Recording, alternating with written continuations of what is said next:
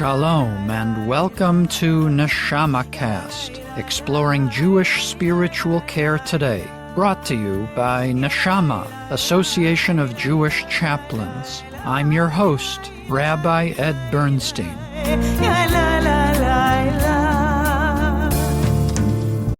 Laila Tov, everybody. I'm David Balto, and I'm from Washington, D.C., and I am so proud of being part of the NeshamaCast team, along with Ed. We have a wonderful evening tonight to watch a live NeshamaCast broadcast. I'm sure, like you've been like me, looking forward every week or so for the latest NeshamaCast, which is a wonderful breath of fresh air, telling us of the wonderful work that each of us as Jewish chaplains are doing. NeshamaCast does a wonderful job of going and building our Jewish community and telling us how much each of us are doing. Today we're going to hear about rising from the ashes in Los Angeles, one of the worst national disasters, with Rabbi Shira and Rabbi Jason Weiner.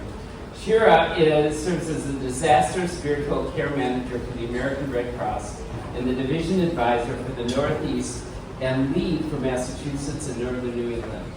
And Dr. Jason Weiner serves as the Senior Rabbi and Director of the Spiritual Care Department at Cedars-SInai in Los Angeles and the Rabbi of the Knesset Israel Synagogue of Beverlywood, and is the author of a number of wonderful texts about pastoral care and halakha. We're all led by our wonderful moderator, Ed Bernstein, who single-handedly has brought this tremendous product to fruition. He serves as a... Yay! He didn't know that he was the next Ed Murrow of this generation. He serves as the staff chaplain at the Boca Raton Regional Hospital and is our beloved producer and host of NeshamaCast. So with that, let me turn things over to Ed. Good evening and welcome to the first ever NeshamaCast Live.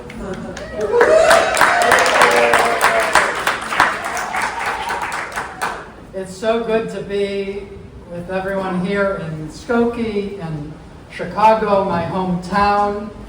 As I'm sure Pope Leo knows, you can take the boy out of Chicago, but you can't take Chicago out of the boy.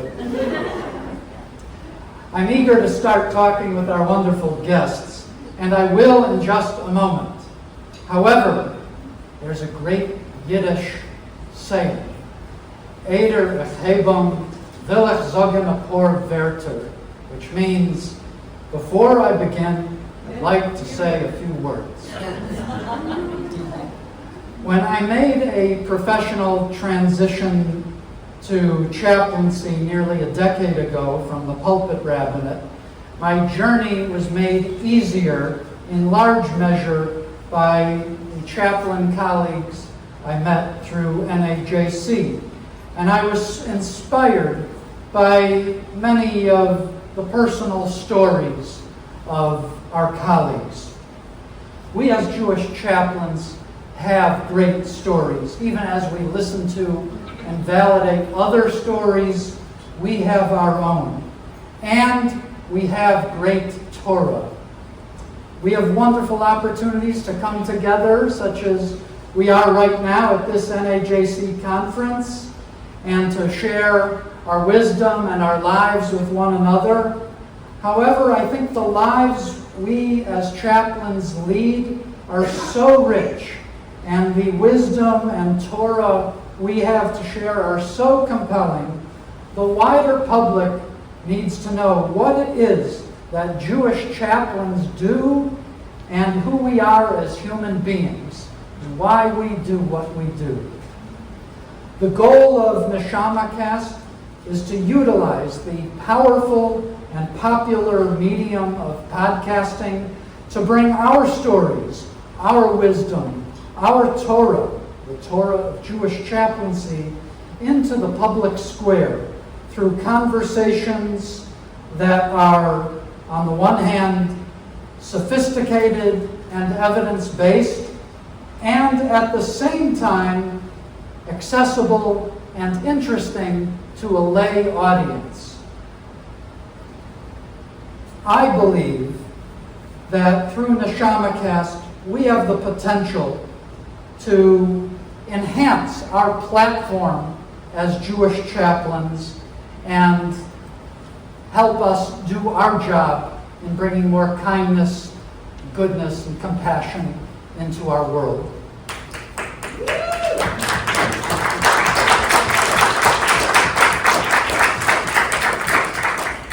So 2 years ago, as I was just reminiscing with our dear colleague, Rabbi Joe Ozorowski, I floated the crazy idea of this podcast, and our leadership encouraged me to run with it, and I'm grateful for their trust.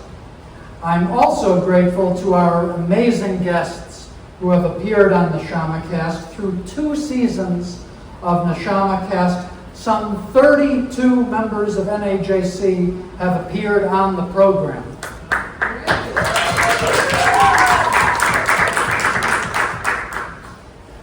Our guests have shared a bit of themselves, and they've shared a bit of the Torah of Jewish spiritual care.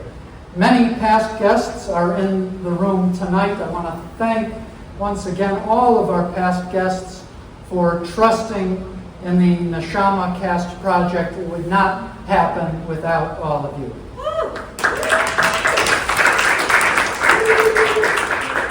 Our archive of recordings, of every single recording of NeshamaCast, they all appear on our feed, and all of them together as a collective body embody the notion of one spirit, many paths, which is our theme for this conference.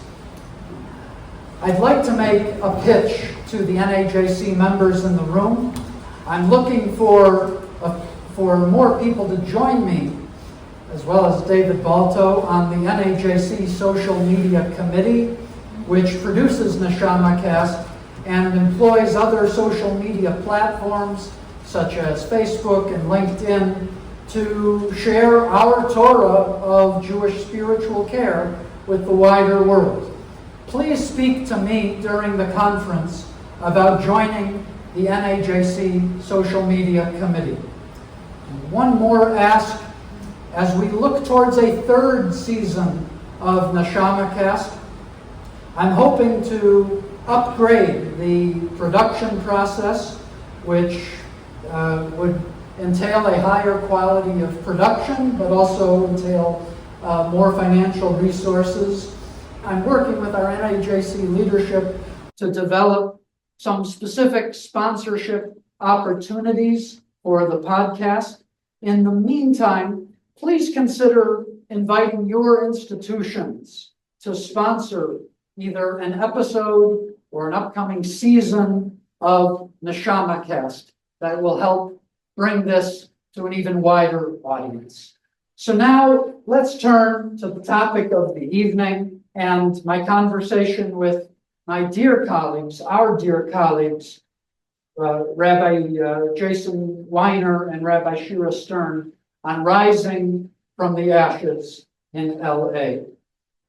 At the time of the Los Angeles fires, I had just returned from Israel, where I participated in a post-October 7th related seminar at the Natal Israel Center on Trauma and Resiliency.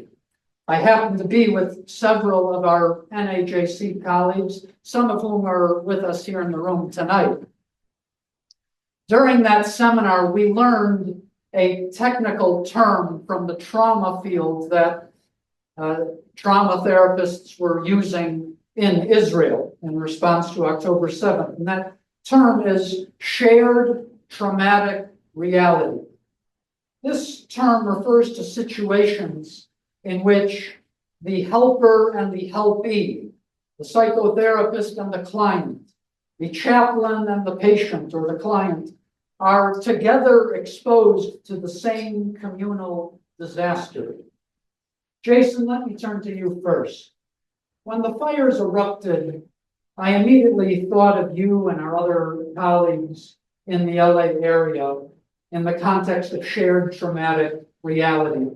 Could you describe for us your experience during those days in January on a personal level? And then how did you navigate the divide between your and your family's personal safety on the one hand and your professional duties in supporting others? Sure, thank you. And first, let me just say, as a longtime listener to the podcast, Rabbi Bernstein, you do a great job. I listen to every episode, and we really appreciate it. It's an honor to be on it with you. And Rabbi Stern, the rabbi's rabbi, chaplain's chaplain. I mean, one of the greatest of the great. It's an honor to be here with you. And I'm sure we'll recollect how the leadership you provided in LA during that time. In our hospital, Cedars-SInai, we're right in the middle of Los Angeles. So there was two major fires in Palisades and Altadena. And one day, the beginning of the week, Monday, you can see the flames. We have a view from the top floors of our hospital, West LA. You can see the smoke coming, getting bigger and bigger, and then soon you can see flames. And each day you can see it actually getting closer to the point where it was at near like the Getty Center, which is pretty close to us. You can actually see the flames from the hospital. And then when you look on the other side of the hospital towards the east, towards downtown LA, you can see that the whole sky was black with smoke. So it was both sides of us. And then by Wednesday of that week, there was also a fire one night near the Hollywood sign. It was only about a mile away from us. So at one point, I remember standing on a bridge in our hospital. There was probably 80 nurses and staff on the bridge also. And we're looking and we're seeing literally flames just to the west, just to the east. The skies are black. And people were like, is this like the end of the world? Like it was really scary. And by that point, the majority of my staff, we have 15 full-time, the majority of our spiritual care department was not able to come in to work anymore. The hospital had actually taken out hotel rooms, which was reminiscent of COVID. That's what they did also at that time. We had already learned at that point that one of our CPE interns had lost his home. And we began hearing about colleagues who were losing their homes. And it was sort of like how bad it's going to get, especially because we're used to fires in rural areas, but this had really encroached into urban areas. Thankfully, my neighborhood where I live is pretty far inland, and so I wasn't where my family was safe, and so I felt like I could be dedicated at the hospital, trying to call colleagues and be supportive. Our hospital was totally understaffed at that point, so we were out and everyone was just trying to, it was like all hands on deck, just trying to see how we could help and what we could do. And the scary part was that it really reminded us of COVID in some ways.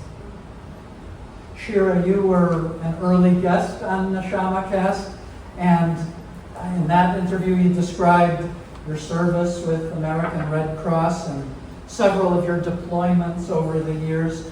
I'd like you to tell us how you got deployed to this disaster and what did you do once you were on the ground, and in the course of telling us, I'd like to know what the experience was like for you, and what did you do, what did you see, what did you hear, what did you smell, and were you scared for your personal safety? How did you take care of yourself while caring for others as well? So I got a call on Wednesday night at 9:30 at night from my national staff disaster spiritual care person who said, can you get on a plane tomorrow morning? And I'm usually there 2 weeks later or maybe 3 weeks later, and I start doing all of the condolence care visits, and that's what I'm used to. This was a very different experience. It was a little bit like responding to 9/11. Living in Jersey, I was on the front line and I was there on day 2. And I was there for 4 months. And it was a very visceral reaction for many of us. Coming to LA, I have to say that coming in to LAX, you could see the fires on the ridge as we came in. And it occurred to me that what I saw in the newspapers, was static. What I saw in front of me was alive. And it was very frightening. we were told that we were to sleep with our clothing, our credentials, and our phones by the door, because we'd have 30 seconds in which to evacuate, and if we couldn't get dressed that fast, then we were going to come out without anything on, because that was it. And just that little reminder that the fires were lapping, at the sides of the hotel, those were the things that were really frightening, but not even as frightening as it was to see the utter destruction. And I don't mean the houses that were gone, and I don't mean the seared mountainside. I'm talking about the destruction I saw in the eyes of the people who came. Much of my time there was at the Pasadena shelter, where we had 550 people who would eventually be there for at least 3 to 4 weeks, because they had nowhere to go, absolutely nowhere to go, and no one to go with them. And we had, in matter of days, we had to have everything set up so that people were properly cared for. We had 2 different hospital facilities that were actually ensconced in the shelter itself. We had isolation units because, of course, we had COVID and norovirus and flu and strep and people who were in hospice. We had 2 hospice patients who were in the process of actively dying. And while it was deeply distressing, very distressing for the people who were watching it, it allowed me to be a chaplain in a way that I knew best. And so when I got to talk to people, and I got to talk to people all the time, every day, 14 hours, I would walk up and down the corridors, making sure that all of my team, and I was overseeing spiritual care, mental health, health services, and disaster disability integration, DDI, or DEI, depending on what organization you belong to, that they had everything they needed. And I got to talk to people and listen to their stories. I was there one night, and just as I was hoping to get out before 8 o'clock, a nurse came up to me and she said, I know that there is someone in dorm 3 who has COVID, and she refuses to get tested, and I am at my wit's end. I need you. And I went over to her, and she looked at me and she said, you're going to tell me what to do, aren't you? I said, actually, my name is Shira, and I'm a chaplain. I'm very careful about language, but people don't understand disaster spiritual care. They understand chaplain. I'm a chaplain. Talk to me. And she started, there's nothing that I really need to say. And I'm very comfortable here, and I know I don't have COVID, and I think that these people should leave me alone. And I looked down, and out of her backpack there was an electronic piano. And I looked and went, oh, you're a musician! That's so cool! Eyes lit up. She didn't stop talking for 20 minutes. She took a breath, and she looked at me and she said, you're going to ask me to get tested, aren't you? I said, the thought occurred to me. She said, will you stay with me? That's why I went to LA. Wow. And yes, she did. Wow. Kol hakavod. That's why we do what we do, isn't it? So, our colleague, Rabbi Stephen Roberts, wrote the textbook Disaster Spiritual Care.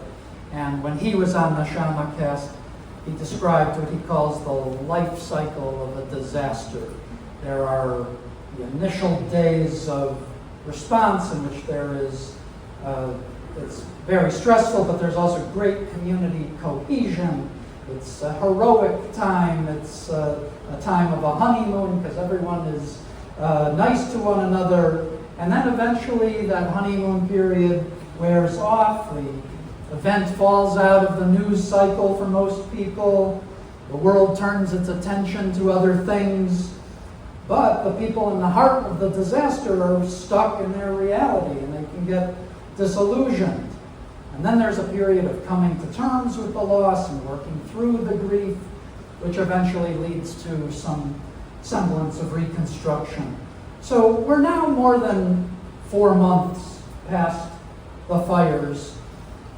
Where we are now, what have you observed about the life cycle of this disaster, and where are we now? Shira, let's start with you on this one. The Red Cross is a crisis intervention organization, and therefore we come in and we help and we get people on their feet. We actually never close a shelter without making sure that every single person has a place to go that's either permanent or semi-permanent. And we make sure that they have the wherewithal to continue the life that they're not going to reconstruct. We're not there for the long haul, except when we are. So generally speaking, if it's a national deployment, we then hand it over after 4 months or so to the local chapters of the Red Cross, and we have several in LA, and they continue to take care of people as needed, and there is a tremendous need. On the other hand, I have to say that what I saw was an incredible response on the part of people from Los Angeles. We had 13,000, I'll repeat that, 13,000 volunteers within the first week.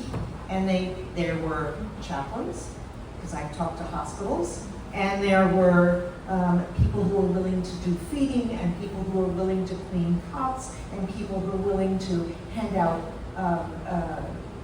all the necessities, etc. It was unbelievable. That also required training. That continues on a local level. We don't go back for that. There are several level 7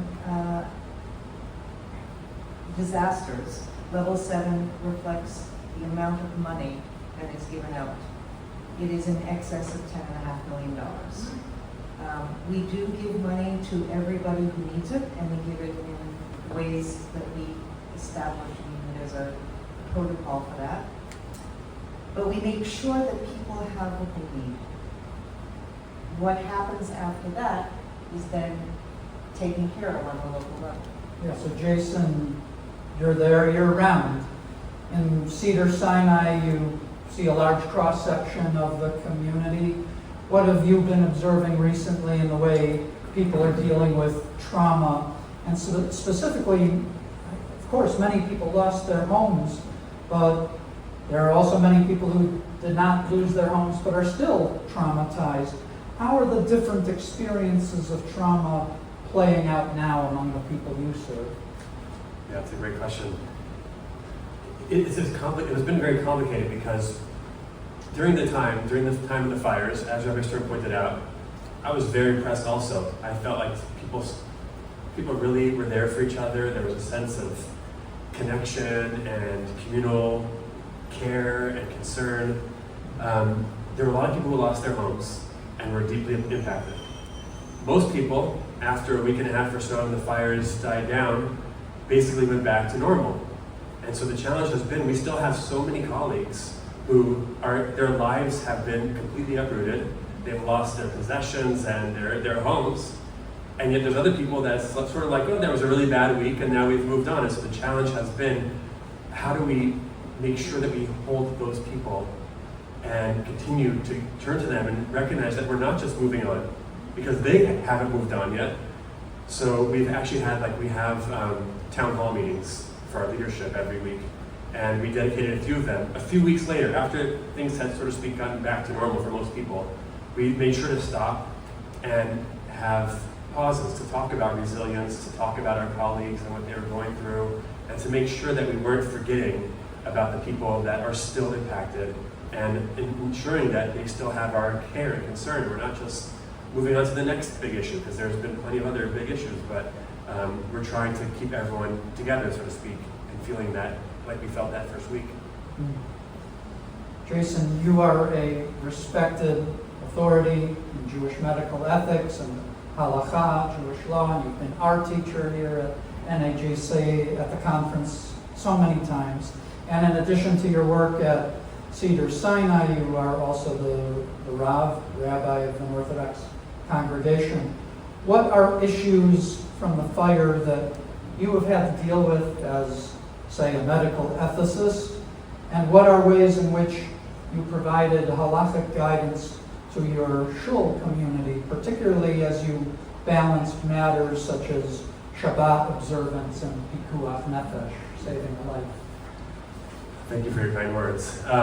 So basically, to give a complete answer, there's two areas in the Shulchan Aruch that deal with what we would call medical ethics. One of them is in Orach Chaim, Hilchot Shabbat, Shin Chav Chet, 328. That is the laws of the different types of patients. That we don't call medical ethics. That we just call categories of patients. Then in Yoreh De'ah, Shin Lamed Tet, 339, that's what we call medical ethics. Stopping the wood chopper, removing the pillow, those questions that are very gray.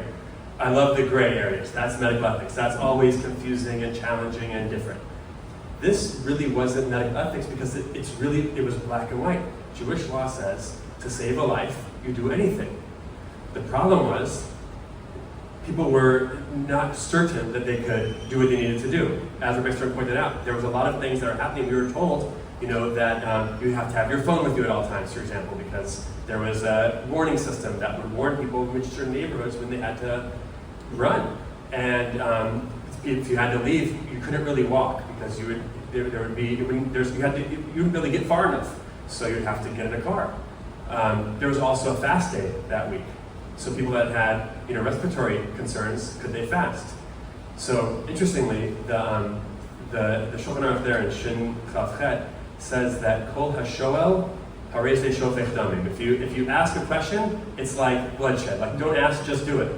But then it says something even stronger there. It says V'Kol HaNishal Harei Ze Maguna. If the rabbi who's asked the question, it's a disgrace. It means they didn't teach people well enough. So my synagogue, 3 different people called me that Thursday. What are we gonna do for Shabbat? Should we have our phone with us? Can we drive? And I was a little bit embarrassed. I was like, my shul, they didn't know that they could do this? I haven't taught them well enough, I haven't brought this up enough. So I wrote up a letter that I sent out to our synagogue, and I posted on social media and different community lists that people have respiratory concerns, they shouldn't fast. If people should keep their phones on, keep at least one phone on their house and keep it with them. If people can leave in a Uber, that's ideal, but if they had to drive, that they should drive. That they should have a bag packed. People were concerned, can they have muksa items in their bag? Everyone should have a bag packed with whatever they might need, which, by the way, brought up great conversations over Shabbos. So what did you put in your bag? What's your one bag if you could just have one bag of possessions, what did you put in there? And it brought really interesting conversations. People had very different things that they brought, maybe for another time. But that was basically an experience from a medical ethics sort of perspective.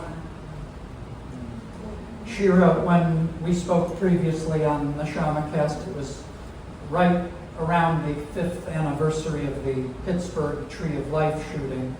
You were, of course, deployed to Pittsburgh in 2018 in the immediate aftermath of that shooting. And you also returned there several years later to support the survivors and the families of the victims during the trial of the perpetrator. You mentioned about American Red Cross gets out of a situation except when it doesn't. I'm wondering, to what extent is National ARC remaining involved in the ongoing recovery effort, and under what circumstances might you get redeployed to Los Angeles in this case? I believe that I'm not going to be redeployed to Los Angeles. I was deployed for a month to Florida during Hurricane Ian because there were that many people who were not able to get access to American Red Cross. And therefore, we needed people to continually support them. But disaster spiritual care does something very special. We don't only care for the client. We also, and for the community, we also care for each other. We care for our volunteers and our staff. And those people who took intakes, and mean, what do you and I do all the time when we sit with patients? We listen to these stories. We are the repository of the amazing angst and resilience and hope and despair and sadness and anxiety that is present in a disaster. And these people, not trained at all, are the ones who are doing simply the intake for what have you lost, what was your house before it moved down, in the flood or burned, and they were the ones who needed support. So many of us went back in order to be able to support those who were supporting others. And that was absolutely critical, because when we talk about communal trauma, that's it. We're talking about understanding the breadth of the impact of disaster. And that has long-standing effects. Now, there are people who, after a disaster, have a tremendous growth. And there's actually spiritual growth after a disaster is more and more prevalent. And we're beginning to understand how to finesse that growth so that it becomes resiliency, long-term resiliency. By the way, I wish I had a stress ball, but resiliency is not like a stress ball. You close your hand on a stress ball and you open it up and it returns to its original shape. No human being returns to their original shape. No human being returns to their original feelings about their own, about their city, about their community, about their shul. They have to find ways in which to recalibrate their GPS. We've been hearing that today. We have to figure out how to recalibrate our GPS. And so true resiliency is not going back to what we used to be. True resiliency is finding a new way to move forward. I want to continue the theme of resiliency. First, a little show and tell. So there was a conservative synagogue in Pasadena, the Pasadena Jewish temple and center that burned to the ground. A rabbinical school classmate of mine, Rabbi Joshua Levine Grader, had been the spiritual leader of that community, and he went to lead a nonprofit, but he remained in the community. His home was destroyed, the shul was destroyed, and of course, people from around the country and around the world sent contributions, and I sent a contribution to the shul. And just last week, I got in the mail this beautiful thank you note, and it's written by a Hebrew school student.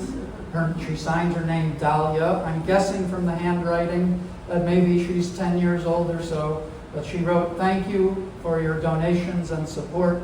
It means a lot to spend your time helping us. Thank you, Dahlia."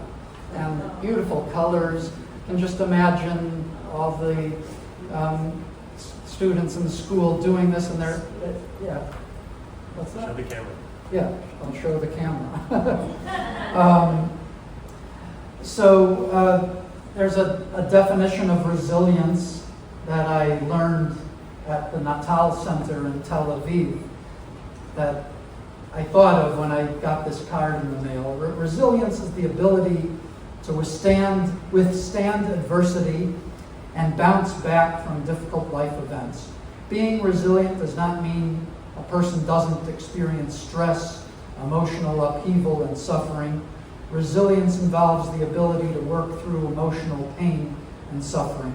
It is the ability to recover despite periodical setbacks, problems, and inabilities by oneself or with the help of others. So the letter I got from this girl is, to me, one little sign of resilience. Jason, to what extent are you observing resiliency in the broader community right now? Yeah, it's a great question. Maybe I'll answer with a story. I started working at Cedars-SInai in 2007. I was filling in for Rabbi Ed Bernstein, blessed memory, who was the proud member of NAJC, and he wasn't well, and so I was just filling in for him in the hopes that he would come back. very soon after. And sometimes he would come back for a few days at a time, and I'd ask him all my questions.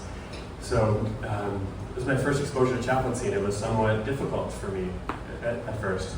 And one day I said to him on one of our walks, don't you ever find it depressing working in a hospital? People are sick, people are dying, there's so much suffering. It's a hard place to be all day. So he said to me, what do you mean, hospital? Look around. This isn't a hospital, this is an art museum. Okay, that's true about our hospital. But then he gave me his real answer, which goes to your question, which I thought was so beautiful. He said, it's true that the people in the hospital, that their bodies are not well. But spiritually, the people you meet in a hospital are oftentimes the most in touch, spiritually. He said, where else do you meet someone, and within a minute or two of meeting a total stranger, they're crying, they're opening up to you, they're sharing all their fears and hopes and dreams and disappointments. And so this is a place where people are, actually his line was, this is a place where the temporarily well take care of the temporarily not well. But his point was that people are often whole on the outside and broken inside, and sometimes people are broken on the inside and whole on the outside. And what I've noticed is that people are more in touch with that lately. It has been my experience. People are, since the fires, people have been willing to open up. It says that the luchos, the shivrei luchos, Menachem Garland, the broken tablets and the whole tablets are together in the ark. And even though the Talmud uses that as a way of saying to have respect for someone with dementia, that they're considered the broken tablets, I always thought you could say, based on what Rabbi Weiner taught, that maybe it's teaching that those people that we sometimes think are so whole, deep down are broken. And those people who we sometimes think are so broken, well, as the Kutzker said, there's nothing as whole as a shattered heart.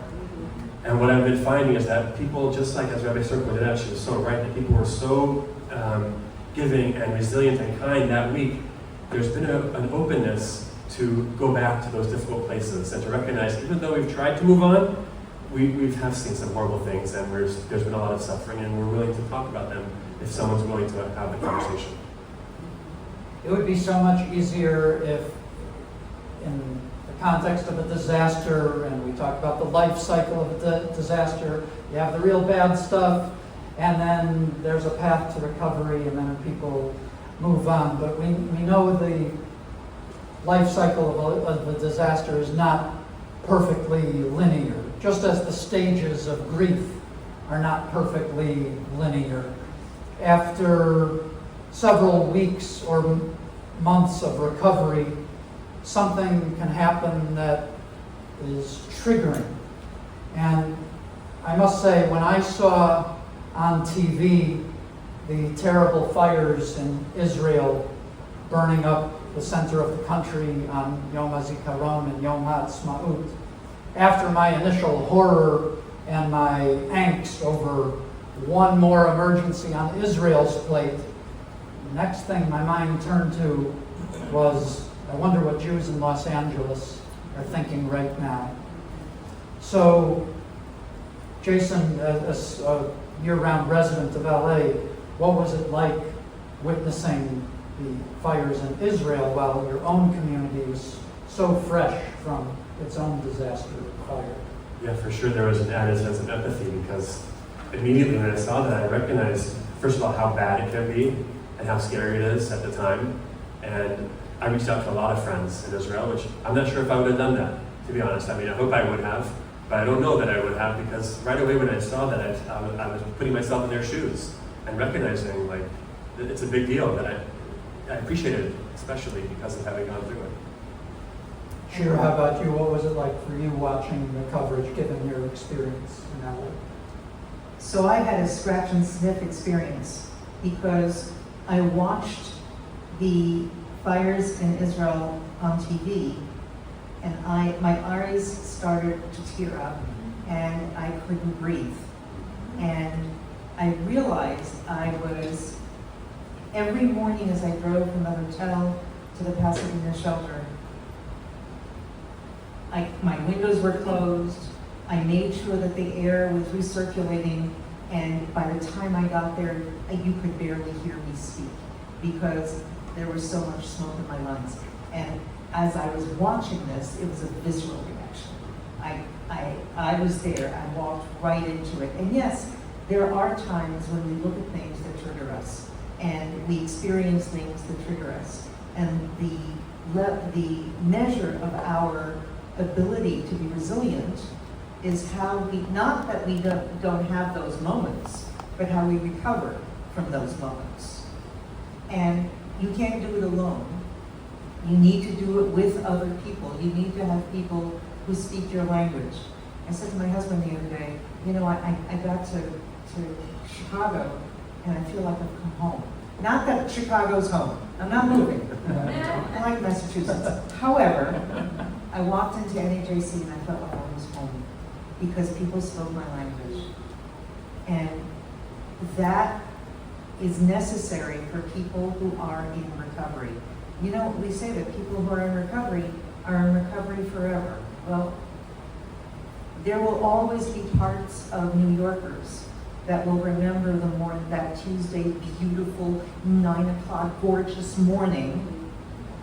I know exactly where I was when I first heard that first phone call, and I saw the second plane go in. I will always remember that. I still haven't gone down to Ground Zero. I've not been to the memorial. I spent 4 months there. I don't know that I'm ready yet to go see that, but I will always remember. People will always remember what it was like to know, oh my God, the fire is jumping over the highway, which is an insane, the pictures that we saw from within were horrifying. And yes, that will be triggered many years to come. Yeah. But we're here to help. Yeah. Shira and Jason, as we near conclusion, on nearly every episode of NeshamaCast, our guests, our NAJC colleagues have shared messages of Torah, often related to the particular season of the year that we happen to be recording that program. So right now we are, just to situate ourselves, we are more than halfway in the counting of the Omer between Pesach and Shavuot. We're about to mark Lag BaOmer this week, which incidentally has this tradition of creating bonfires. And around the corner is Shavuot, the season of the giving of our Torah. What Torah is speaking to you now in light of our discussion and the season we're in? Shira? So, Moses is on the top of Sinai, and the entire mountain is silent. In order for Moshe to be able to hear God's voice, everything had to be silent. For me, I'm studying Musar with a colleague in Massachusetts, and just the last 2 weeks we've been talking about Shkia. And I realized that all of my life, my professional life, has been governed by this understanding of how to use silence in my work, in my personal life, with my kids, with my grandchildren. It is a skill I'm still working on. I remember being at the Boston Marathon at the 2 blocks away from the finish line. And there was a memorial with teddy bears and letters and flowers and all the rest. And people would watch the FBI agents from 2 blocks away doing their thing. And we would hand out what we call a water bottle ministry. We'd be handing out water bottles to people. And I looked at one woman and I offered, and usually I say, may I offer you some water? I didn't say anything. I looked at her and I gave her the water bottle. And she took it from me, and her eyes never left the finish line. Was she a runner who managed to get there early enough so she was there before the bombs went off? Was she someone who lost a friend because there were a number of young people who had died? Was she someone who knew someone who knew someone? Or was this the first disaster she had ever experienced? And I didn't know. And I stood with her for 45 minutes. At the end of which she turned to me, she threw her arms around me, she cried for 1 minute, and she walked away. Neither she nor I said a word. And she taught me the power of patience in using silence. It takes a long time. 45 minutes is a long time not to say anything, especially when you know you have all those water bottles in the emergency vehicle behind you, and you have to fill them out. You have to get them out, but it's like having 60 patients that you know you have to see, and yet the people in front of you, that's what your concern is now. Don't look ahead, don't look back. You have to look at the person who's right there. So for me, my Torah, my understanding of how chaplaincy and Torah and my life has intersected is understanding the incredible power of silence, whether or not it is Aaron after his sons have died, or whether or not it's the quiet, the absolute quiet as God is speaking our Torah to us. So powerful. Jason, Rebecca, Shira. Wow, very beautiful. During the Shira period, I'm thinking about now as I relate to the fires and the Shira. The Shira period is considered also somewhat of a mourning period. And the rabbis say it's because Rabbi Akiva's 24,000 students of his died. Actually, it says 12,000 pairs of students died. So there is a theory that, the Talmud says, "Shelo noagu kavod zeh b'zeh." They weren't respectful to each other. So since they were disrespectful, they died in a plague, and then we mourned. But there's a lot of questions about that explanation. And there's sort of an academic theory that I find very compelling and actually very meaningful, which is that the Talmud was using code language. It couldn't actually say what really happened because this was a time of rebellion against Roman oppressors, and it was in the period of Bar Kokhba revolts, and it ended up leading to the final exile of the Jewish people from Israel. And so what it really meant was that, and we know that ancient military strategy was that there were pairs. All leaders were in pairs. So we usually hear that story and we think that people were like chavrusas or something, and they were like mean to their chavrusa. But perhaps what actually was happening was that Rabbi Akiva was trying to get the people to rebel against their oppressors, but yet they just couldn't get along. They just couldn't figure out, have a common goal, a common bond, and they just could not work together. There was no sense of unity and sense of purpose, and they just floundered, and they just couldn't accomplish anything. And when I think about, and Rabbi served it so well, I was really proud I was born and raised in Los Angeles, and I was proud of the resilience that people in LA showed that week. Of course, like every disaster, and this was true, I lived in New York during 9/11, and there was incredible resilience, and then a little time goes by and it becomes political, and it becomes, people start fighting again, and it goes back to their old ways. And my hope, and I think that it's there, as I mentioned before, but it needs a little bit of coercing, is that we can remember what it was like during those difficult days, how people showed respect and patience and tolerance for each other, and love and kindness to strangers. And we can learn from the example of Rabbi Akiva's students who struggled with that, and it ended up being their downfall, and we still mourn for it. And then we can try to take that inspiration, that resilience from those early days, and bring them into future days, as hopefully we don't have the same disasters, but we still live together in a community.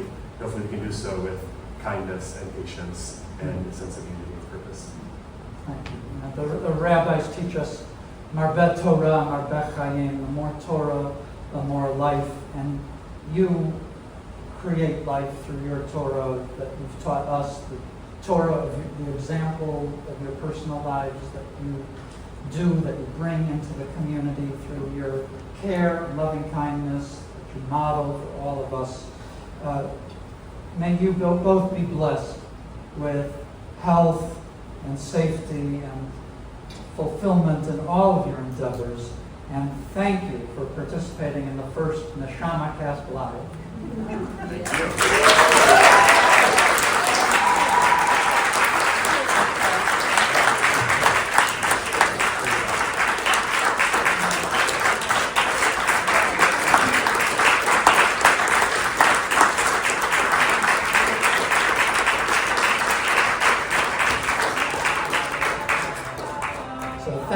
to my brother, Henry Bernstein, for being our on-site producer today.